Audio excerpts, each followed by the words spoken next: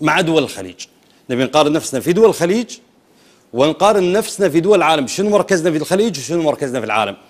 نبيها بحسب المنظمات العالمية اللي حطها ما هو محمد الوشيحي للتكرار وللتذكير. هذه طلعوا لنا الجداول يا شباب. هذه جداول وضعت من منظمات عالمية. قبل لا نطلع الجدول بقرا لكم اسم المؤشر ونشوف قياس الكويت. واحد، هم 20 نقطة. واحد، الدول الأقل فسادا في تحويل أموال عامة إلى شركات أو أفراد أو جماعات. الأقل فسادا. كم توقعون ترتيب الكويت في دول الخليج؟ طلعتوها؟ أوكي. قطر الأولى كالعادة. يبدو أن المركز الأول عليه تنافس بين قطر والإمارات، بنشوف بعد شوي. الإمارات الثانية، عمان الثالثة، السعودية الرابعة، البحرين الخامسة، الكويت السادسة الأخيرة في دول الخليج. أنا ما أتكلم عن الدول الإسكندنافية، الدول اللي معروفة بتميزها وتصدرها القوائم العالمية. أنا أتكلم عن دول الخليج اللي المفروض الحال من بعضه. احنا الدولة الديمقراطية الوحيدة المفروض عندها مؤسسة اسمها البرلمان، عندها السلطة التشريعية، لكن تفريغ المؤسسة أدى إلى هذا. الكويت السادس. العالم، قطر كم ترتيبها في العالم؟ الثالث. الإمارات 12، عمان 15، السعودية 26، البحرين 32، الكويت كم؟ 59. المصدر وين؟ هذا تقرير القدرة التنافسية 2013، المنتدى الاقتصادي العالمي اللي مطلعها. زين، في أعطوني الكاميرا شباب. أقل الدول في المدفوعات غير النظامية والرشاوى، يعني أقل الدول في الرشوة والمدفوعات غير النظامية. توقعكم الكويت على مستوى الخليج كم؟ ناخذ الأول، مفروض عندنا رقابة وعندنا أسلحة رقابية. وكم توقعكم على مستوى العالم؟ خلينا نشوفها. الأخيرة قطر الأولى كالعادة، الثانية الإمارات. قطر الرابعة، قبل شوي كم؟ قبل شوي الثالثة على العالم، الحين الرابعة على العالم في الرشوة، الأقل دفعا للرشوة والمدفوعات غير النظامية. الإمارات الخامسة على العالم، الكويت السادسة على الخليج، و54 على العالم. شوف الجاب، شوف الفارق ما بين الكويت والبحرين. البحرين 29، شوف القفزة 54.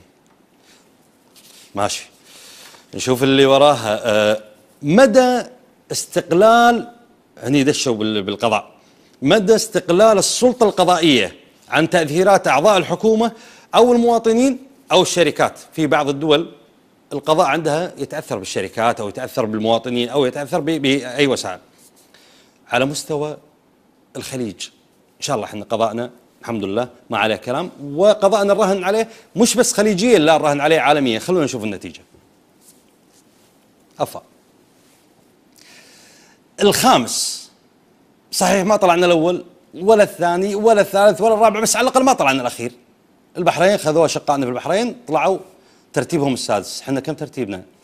على العالم قطر الأولى، على الخليج قطر الأولى والإمارات الثانية كالعادة. لاحظوا هالمركزين ما تغيروا، أولى الثانية الأولى الثانية. يوم نقول لكم قطر مشلعة رايحة انطلاقة صاروخ، الله يوفقهم ويسهل عليهم، نغبطهم ولا نحسدهم. ترتيب قطر على العالم 12، ترتيب الإمارات تقريبا ضعف 23، والله في فارق هالمرة.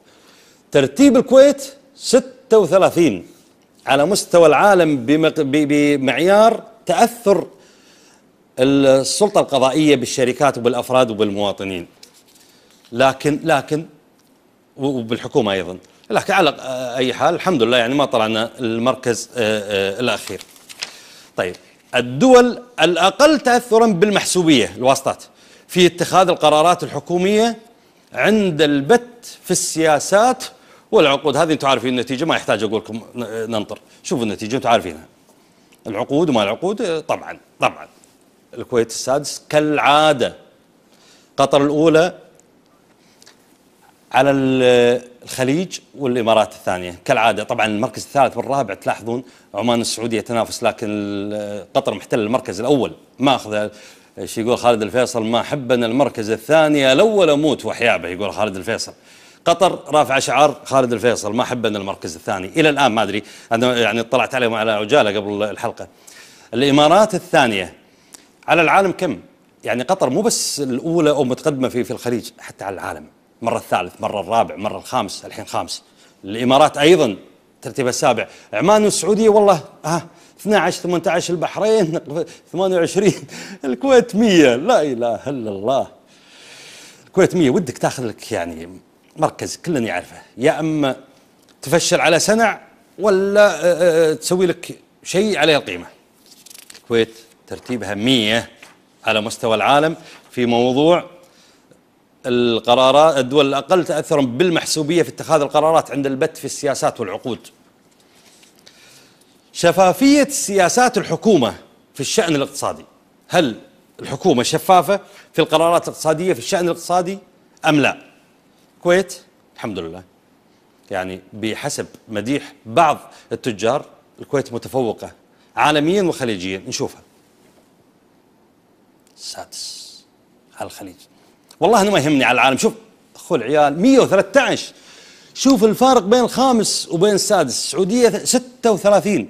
في ناس راح يسجلون، يعني الشباب اللي يسجلون بركة والزيادي وللشعب والشباب هذول بيسجلونها وراح تحفظ، هذه يحفظوها للتاريخ. المصدر وين؟ تقرير القدرة التنافسية 2013 من المنتدى الاقتصادي العالمي. هذا تقرير عالمي. قطر الأولى على الخليج، الخامس على العالم في سياسات الحكومة في الشأن الاقتصادي. شفافية الحكومة في الشأن والقرار الاقتصادي. الإمارات الثاني كالعادة، إلى الآن ما تغير المركز الأول والثاني على مستوى الخليج. والله قطر داشة دائما في ربع النهائي مع دول العالم، يعني على مستوى العالم الخامس أيضا. شوف المراكز، شوف اللي لذلك السلطة، ربع السلطة، النواب هذول اللي يضربون في قطر.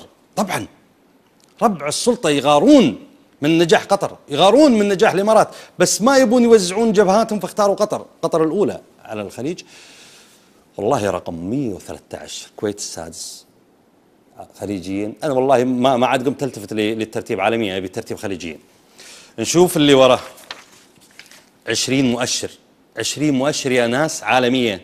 قيسوا عشان تعرفون شو اللي صار يوم ابعدوا الكفاءات، جمدت على الرف واختير اللصوص، تسلموا مقاليد بعض المؤسسات والإدارات والجهات الحكومية، قاموا يجيبون ربعهم عشان تتم السرقات. آخرها شوفوا شوارعكم، آخرها شوفوا أستاذ جابر، آخرها شوفوا مبانيكم، آخرها شوفوا جامعتكم، آخرها شوفوا مستشفياتكم.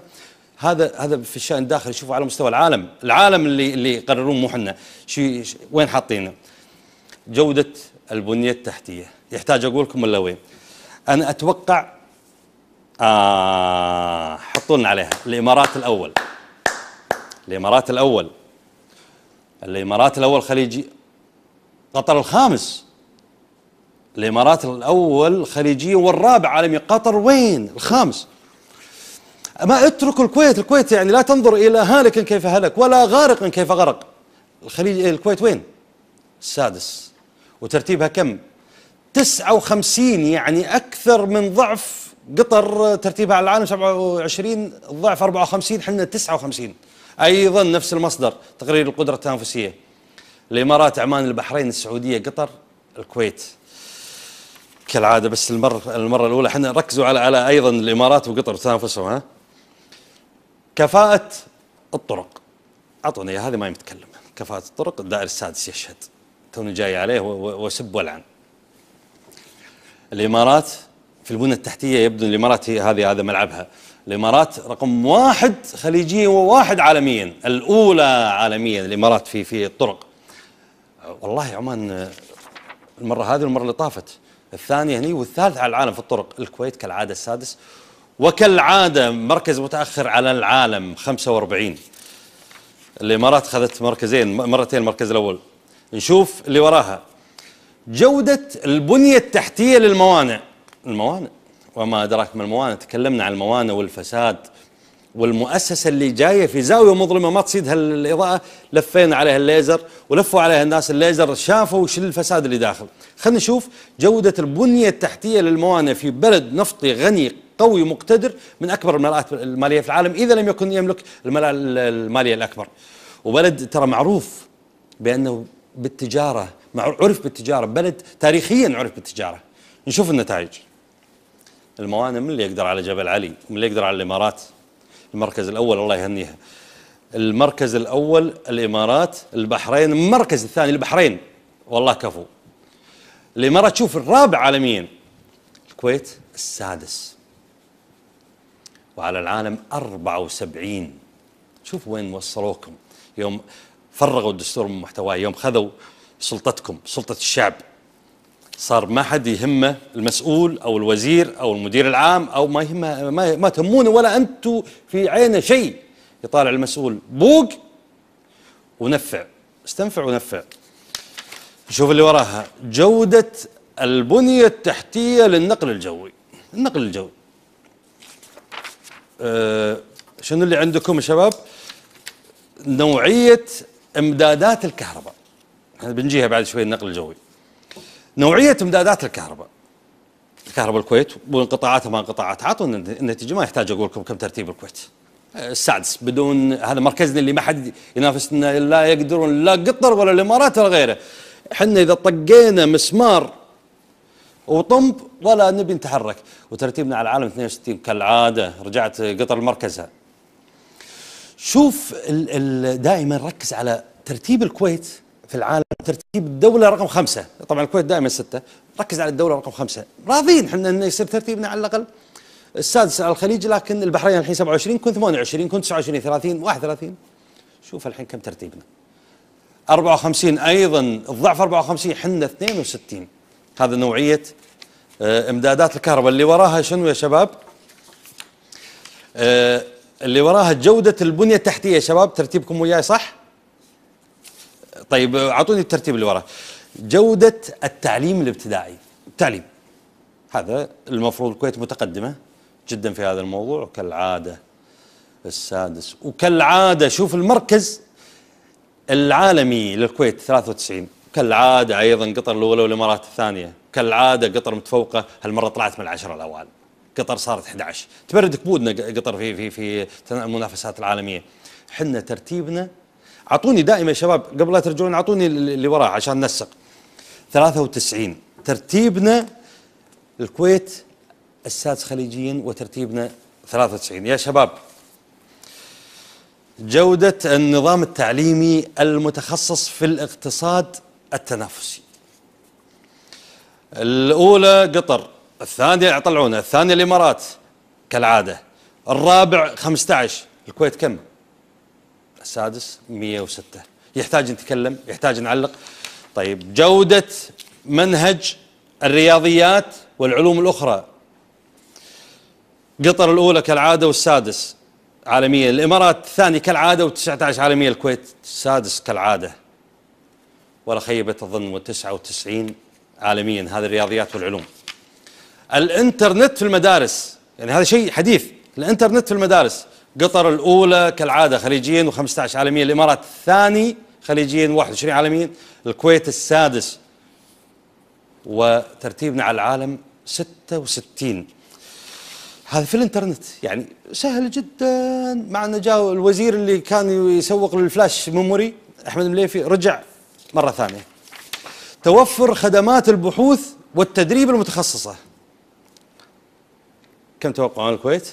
ما تخيب الظن، ما تخيب توقعاتكم، السادس خليج، و98 على العالم، قطر الاولى و17، الامارات الثانيه و19. نشوف الاهتمام بالمواهب، اعطونا اياها. الاهتمام بالمواهب عندكم شنو؟ مدى توافر احدث التكنولوجيا. اوكي، مدى توافر احدث التكنولوجيا كالعاده اعطونا اياها. الامارات الاول والثامن عالميا كفو، قطر الثاني و20 والله هالمره طلعت حيل، البحرين، السعوديه، عمان، الكويت السادس كالعاده وترتيبها سعود انا انتظر تقولون لي اللي ورا. 64 عالميا. جودة مؤسسات البحث العلمي اللي نقصد فيها الجامعة، نقصد فيها مؤسسة الكويت للأبحاث العلمية، نقصد فيها يعني الجهات هذه. الله الله الله يرحم والديكم، أنا أكلم المشاهدين الآن صفقوا الكويت الخامسة. والله تستاهل الكويت الخامسة. 110 عالمية ماشي ماشي، بس على الأقل الخامسة. يعني غلبنا البحرين، البحرين فزنا عليكم. القطر الأولى و12 عالميا، الإمارات الثانية و34 عالميا، والسادس الخامس الكويت. مدى اللي عندنا اللي وراها مدى توافر العلماء والمهندسين. اوكي، مدى توافر العلماء والمهندسين في البلد. اسمعوا يا جمعية المهندسين. قطر الأولى عالمية خليجيا، والثانية عالمية. الإمارات الثانية خليجيا و13 عالميا. شوف المراكز المتقدمة. الكويت السادس كالعادة.